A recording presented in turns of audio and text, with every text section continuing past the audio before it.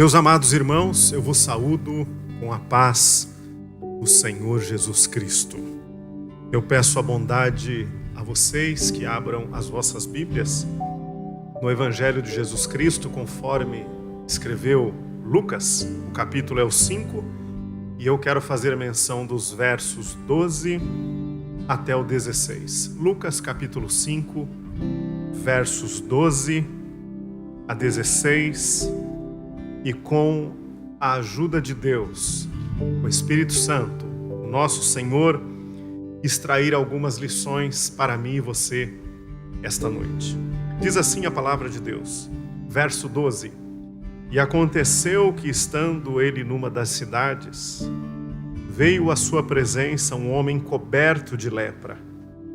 Ao ver a Jesus, prostrando-se com o rosto em terra, suplicou-lhe: Senhor, se quiseres, podes purificar-me.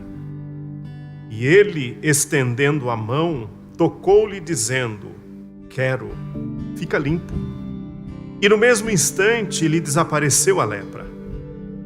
Ordenou-lhe Jesus que a ninguém dissesse, mas vai, disse, mostra-te ao sacerdote e oferece pela tua purificação o sacrifício que Moisés determinou para servir de testemunho ao povo.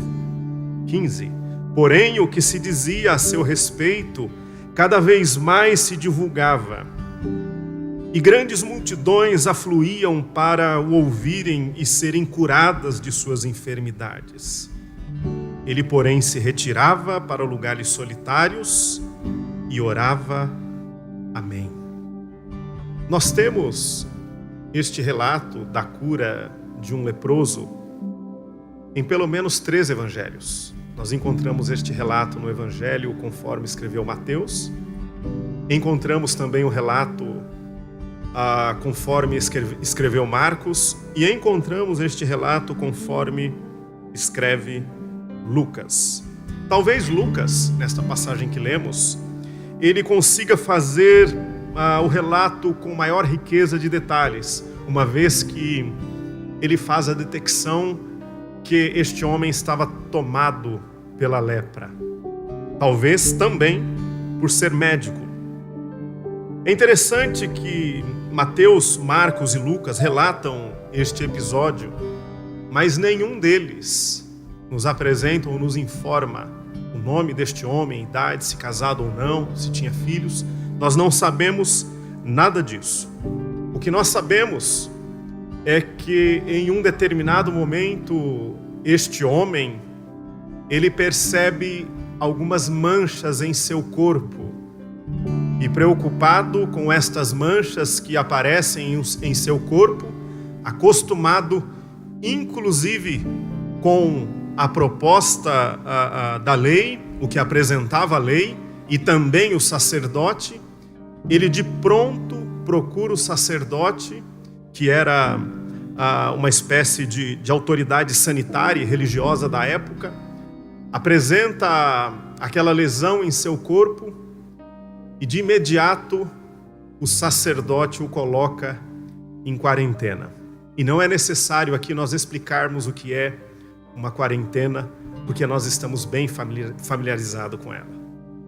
Em passando os dias determinados pelo sacerdote, este homem volta, procura esta autoridade e o sacerdote percebe que não houve melhora naquelas lesões em seu corpo.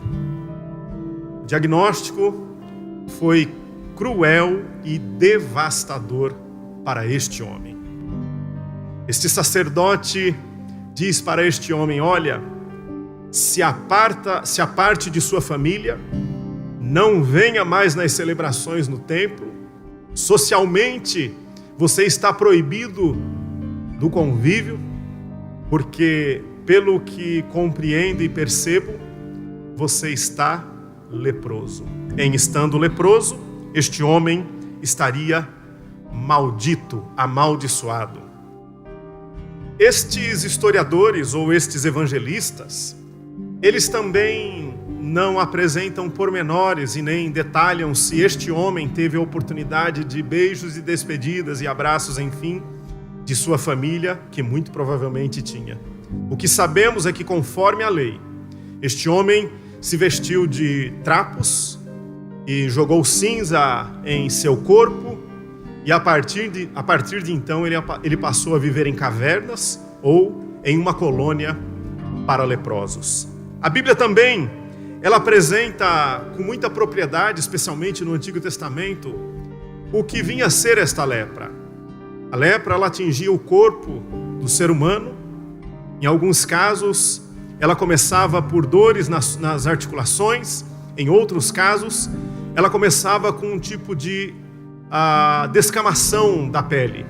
Passado alguns dias, aquilo se agravava e depois de um determinado tempo do início desses sintomas, este paciente, esta pessoa que era atingida por esta enfermidade, ele perdia ou começava a perder as extremidades dos seus membros, especialmente dedos de mãos e pés, orelhas, os lábios, nariz. Era uma dificuldade extremamente grande. E o pior de tudo, era uma doença contagiosa.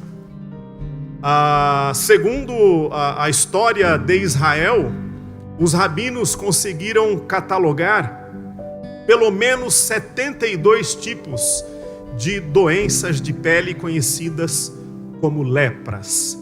No tempo do Novo Testamento, eles compreenderam que existiam 2 tipos de lepras um pouco mais comprometedoras. Em curto prazo, esta pessoa tinha a sua saúde completamente comprometida e o convívio em sociedade não era mais permitido. O que é interessante, meus queridos irmãos, se você acompanhar aí na sua Bíblia, você vai observar que, não obstante este homem estar vivendo o que hoje também estamos vivendo, e por isso me chamou a atenção quando li este episódio da cura deste leproso, ele vive de forma extremamente rigorosa um afastamento social. Você, leitor da Bíblia Sagrada, você sabe que um leproso, ele perdeu a sua liberdade, ele não poderia mais frequentar um culto como esse que estamos fazendo, ele não poderia mais frequentar uma festa de aniversário, enfim, ele perde os seus vínculos, os seus laços, a sua vida é totalmente comprometida. Mas tem um episódio ou um relato extremamente importante no verso de número 12.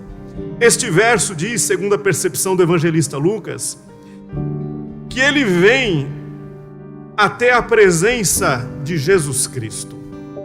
Agora imagine esta cena: um homem proibido de sair de sua caverna, um homem proibido de sair do seu convívio. Ele convivia com outras pessoas, todos leprosos. Qual era a sentença caso este homem saísse do convívio com os demais leprosos? A princípio, ele seria apedrejado e muito provavelmente este homem seria morto em decorrência deste apedrejamento. O que é que este homem faz? Ele quebra a regra do isolamento social. Ele descobre que Jesus Cristo estava passando pela Galileia e ele rompe com o isolamento deste local que ele estava. E uma coisa me chama a atenção neste relato, é que Jesus Cristo, ele era acompanhado por uma grande multidão. Em outros relatos desta mesma multidão, se não essa, ou parte dessa multidão acompanhando Jesus Cristo, em todos os lugares que ele passava e era percebido, quando alguém começava a chamar ou pedir ajuda para Jesus, o Cristo, um ou outro dizia: fica quieto, o mestre não vai te ouvir. Talvez empurrava. Nós poderíamos aqui nos lembrar da mulher do fluxo de sangue. Talvez esta mulher recebeu muitos empurrões. Chega para lá, não passe, não atrapalha, não incomode o mestre. Ele não está a fim de te ouvir. Diferente deste caso. Eu comecei a fazer uma análise neste texto, em poucos versículos, e eu fiquei imaginando um leproso, muito provavelmente com um sino pendurado em seu pescoço, agitando este sino e dizendo: imundo, imundo, imundo. Não foi difícil para aquela multidão abrir caminho para que esse leproso passasse. Ninguém quis impedir a passagem do leproso, que tinha um propósito: se aproximar do único que poderia trazer solução para o seu problema. Eu aprendo, meus queridos irmãos, que existem problemas, que existem dificuldades, que abrirão portas para o nosso melhor relacionamento com Jesus Cristo. Eu não consigo enxergar alguém segurando este homem pelo braço, até porque, se este homem fosse tocado, especialmente pelas questões cerimoniais, imediatamente aquele que o tocou já seria considerado imundo ou impuro. Ninguém tentou fazer isso. Uma dificuldade que abriu portas. E eu quero dizer a você que eu acredito que esta dificuldade que nós estamos vivendo também, nos dias atuais, é possível que Deus esteja querendo abrir portas para que passemos. É possível que esta dificuldade que nós estamos vivenciando, solução eu não tenho, você não tem, a medicina ainda não tem, e se tem, é bem precária. Não estaria Deus escancarando portas para que possamos nos aproximar mais dele? Para que esta mão curadora, saradora do próprio Cristo toque em nós? Porque o que acontece logo a seguir é uma coisa extraordinária. Ele entende perfeitamente que Jesus Cristo era o Senhor, porque ele se aproxima do Mestre e diz: Senhor, se quiseres, o Senhor pode me curar. Olha que coisa extraordinária. Este leproso, ele poderia ser leproso e estar na condição de imundo, mas ele sabia muito bem a respeito da autoridade do Messias. Ele sabia do que o Messias estava fazendo, do que Jesus, o Cristo, estava fazendo naquela região. E ele diz: olha, acompanhe aí na sua Bíblia, no verso de número 12 ainda. Ele diz, ele se prostra, irmãos, este leproso aqui me ensina sobre adoração. Você já participou de cultos em que você chegou até o final do culto e você descobriu que você não adorou? Já aconteceu isso com você? Comigo já. Eu já participei de cultos onde todo mundo cantou, foi muito bonito, alguém sentiu a presença de Deus, alguém foi tocado. E quando chegou no término deste culto, eu descobri que eu não tinha adorado. E este leproso me ensina. Ele não diz nada. Primeiramente, a Bíblia diz e deixa claro que ele coloca o seu rosto em terra. Ele encosta a sua face na terra. E quando ele se humilha diante da santidade de Deus, porque ali era Deus, ele se prostra diante da santidade de Deus, reconhecendo toda a autoridade do Messias. Neste reconhecimento, ele diz assim: Senhor, olha o verso 12, se quiseres, podes purificar-me. Agora olha que coisa extraordinária. Tenta analisar comigo a trajetória que este leproso ele fez até chegar à presença de Jesus Cristo. Irmãos, eu não acredito que nem Pedro, por mais afoito que era, puxou espada, quis empurrar o leproso, acho que saiu da frente. Ninguém quis tocá-lo. O que é que Jesus Cristo faz?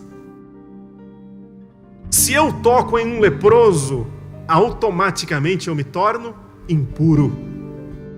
Mas o puro, o santo, o limpo, Jesus Cristo, aquele que nós cremos, aquele que nós sabemos que essa pandemia que atingiu o mundo só não foi embora ainda porque Ele não mandou ela embora, porque a hora que Ele disser vai embora, ela vai embora. E ela vai embora. Olha o que o puro faz. O puro toca no impuro e não se torna impuro. O puro toca no impuro e torna o impuro puro. É diferente. Ele detinha todo o poder e toda a autoridade. O leproso, o impuro, diz assim para ele: se quiseres, pode purificar-me. Jesus não diz para ele: mantenha a distância, senão eu não opero o milagre. Jesus não tem essa fala para mim e você: mantenha a distância, senão eu não opero o milagre. Jesus Cristo está dizendo para nós, no final do primeiro dia da semana, hoje domingo, no início desta noite de domingo: não mantenha a distância, se aproxime, porque eu vou tocar em você e eu quero fazer algo na sua vida. Este leproso se prostra com o rosto em terra. E você percebe que a fala de Jesus Cristo é ato contínuo. Jesus Cristo, ele bota o rosto em terra, este leproso. Jesus Cristo não faz nenhum questionamento, nem pergunta mais nada de que família você é, judeu ou não, quem é você, crê em mim ou não, quem diz para você que eu sou o Senhor. Não. Jesus Cristo imediatamente o puro. Você imagina o choque que isso provocou naquelas pessoas que o seguiam. Você imagina o choque que provocou nos sacerdotes. Passar de largo se tem um impuro ali. Jesus Cristo toca e diz: quero. E olha que coisa extraordinária. A Bíblia diz, gente, que imediatamente, na minha versão diz, e no mesmo instante, lhe desapareceu a lepra. Este homem ficou limpo. Isso é uma coisa extraordinária. Meus queridos irmãos, me surpreende a atitude deste leproso. E se está escrito na Bíblia, é porque devo aprender alguma coisa, não só com o Messias, mas também com este homem. Será que não estamos vivendo um momento, este momento não está acontecendo comigo, com você, para que possamos romper barreiras e nos aproximarmos do Messias? Nos debruçarmos de fato diante da grandiosidade de Deus e chamá-lo de Senhor com os nossos corações, não apenas com os nossos lábios. Em havendo de fato este reconhecimento da minha parte, Jesus Cristo de imediato, com as suas mãos saradoras, Ele pode tocar a minha vida, Ele pode tocar a sua vida, Ele pode mudar esta situação que atingiu o seu lar, Ele pode transformar esta prova, Ele pode arrancar esta enfermidade, esta luta, este problema que você está enfrentando. O Jesus Cristo que curou este leproso é o mesmo Jesus Cristo que está olhando para a situação do Brasil. O Jesus Cristo que tocou o leproso é o mesmo Jesus Cristo que está aqui. Ele está aqui no templo sede da Igreja Assembleia de Deus, Ministério do Belém. Tem alguns irmãos aqui, Jesus está aqui. E você que está aí na sua casa, Jesus está aí. Mas eu moro em frente a um centro de macumba. Será que Jesus vai estar na minha casa? Está aí. Ele mora aí. É Jesus que comanda essa rua aí. Jesus que tem o controle disso aí tudo. Basta uma palavra de Jesus o Cristo para essa situação mudar. Aí diz: mas e agora? Eu acho interessante, meus queridos irmãos, que o cristianismo é a religião da esperança. Você já parou para analisar isso? Nós fazemos festa, nós estamos cantando, nós estamos aplaudindo, nós estamos celebrando, a gente vem para a escola dominical, termina a escola dominical, a gente está fazendo festa com a escola dominical. Você já viu isso? Mas nós vamos para o velório e você ouve palavras de esperança aonde o luto invadiu. Você ouve palavras de vida, você ouve palavras de sossego e de tranquilidade aonde a morte entrou sem pedir licença. Por que é que isso acontece? Porque o cristianismo é a religião que traz esperança, que traz vida. Mesmo se você foi atingido, se a sua família foi alcançada por esta enfermidade de forma mais severa, e aconteceu o passamento de um ente querido, e você foi tomado de assalto por isso, não esperava, e a dor atingiu não só o seu coração, mas de toda a sua família.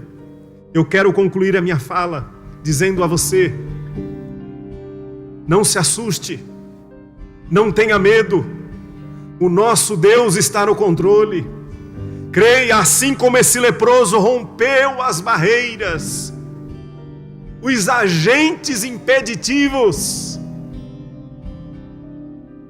ele rompe a multidão, e ele não toca em Jesus Cristo, mas ele espera ser tocado. Ele apenas promove o reconhecimento e diz: Senhor, se quiseres. E tem uma palavra, meu querido irmão, para você esta noite, para início de semana. Tranquiliza o seu coração, porque o nosso Deus está nos dizendo, nas últimas horas deste domingo 28 de março, eu quero fazer algo na sua vida. É a palavra que está aqui na Bíblia Sagrada. Eu quero fazer, eu quero, e Ele fará. Eu concluo a minha fala dizendo o seguinte: não perca a esperança. Mas por quê? O luto bateu em casa, eu estou com alguém na UTI, eu estou com alguém em situação pior ainda, precisando de uma UTI. Mas não temos uma UTI para internar esta pessoa para melhores e maiores cuidados. Eu ainda oferto esta palavra a você: não perca a esperança. Jesus está no controle. O dono da vida não é um mecanismo de oxigenação. O dono da vida é Jesus, e Ele tem um plano.